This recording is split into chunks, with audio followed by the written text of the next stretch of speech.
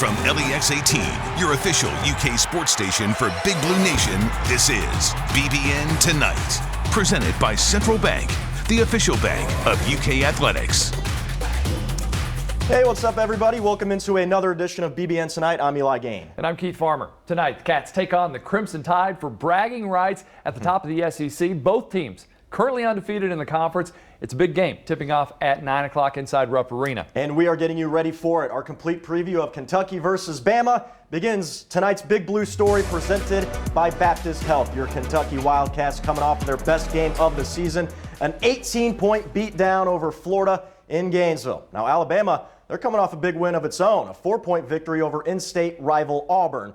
Against the Gators, we saw Kentucky in its best form, hands down. A balanced offense, 4 Wildcats scoring in double figures, plus a more active defense. Coach Cal praising Dante Allen on Twitter for his efforts. We also saw B.J. Boston really step up after struggling against Vanderbilt. And then Isaiah Jackson, he had a few really big stretches. And Cal says the team knows that the road is not going to be getting any easier after that performance. Or every game that we played this year was a war, and it's going to continue on. And this one is a war too. So we're preparing every day for practice to get prepared for every team we face, including Alabama. So we're going to come in fighting.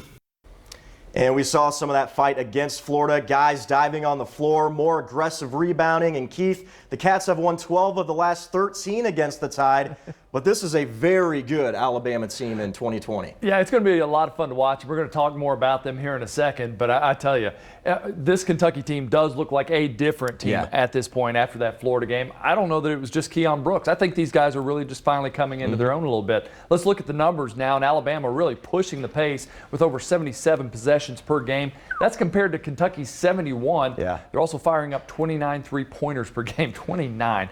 On average, only making about 9 of those, but, you know, you can't let them get hot, Eli. No, and you got guys like John Petty, Jaden Shackelford. Those are the two that are going to be leading the way in terms of three-point attempts. But you also have guys who kind of fill in the pieces around them. You got 4 guys averaging over 12 points a game. You got 2 guys that come off the bench averaging nearly 8. So a very well-balanced team. You're going to have to stick with them throughout the game. All right, now on to offensive efficiency. And if you look at the overall season, well, Alabama's numbers are better, but if you compare just the last 3 games when Kentucky has played closer to its potential, it's much closer, almost identical numbers there. Keith, all those three-pointers that Bama does shoot skews that offensive efficiency quite a bit.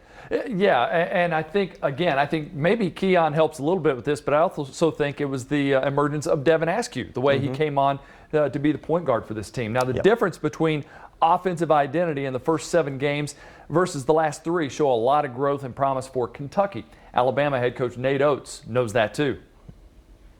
They've got guys that are going to play in the NBA. I mean, they may have been young and inexperienced, and Keldon wasn't able to get them quite where he wanted them early in the year, but they're there now, so we're going to be playing them at their best basketball. The Cats were named NCAA March Madness Team of the Week after wins over Vandy and Florida. And Eli, I mean, I'm expecting this one to go back and forth. Kentucky likes to run. Yep. Alabama likes to get down there and put up a 3 quickly. I can see this thing just being a track meet from side to side. It's going to be one of those things, too, when you do have teams that like to run a lot, it could lead to a lot of mistakes in the turnover column. So whoever can just keep it a little more together could probably find themselves on top in this one. All right, well, the Cats roster today will likely be similar to what we saw against Florida on Saturday. Keon Brooks obviously back and expected to play, but Terrence Clark is still dealing with that ankle injury that's been bothering him since the Louisville game. Now, as of this taping, no official word, but he's not likely to play. When he is recovered and back in the rotation, Coach Cal says he may find himself in a new role. Well, he's going to have to work his way in. I mean, right now we're playing pretty good. What I've said to him when he's on the bench, I said, you got to look at our team and say, where can I add something? Where can I make us better? What can I do that we need to have done? That's what you need to do. Don't worry about coaching guys. You can cheer a little bit, but if I'm you, I'm sitting back watching, saying, all right, where can I add to this? Because that's what he's going to have to do.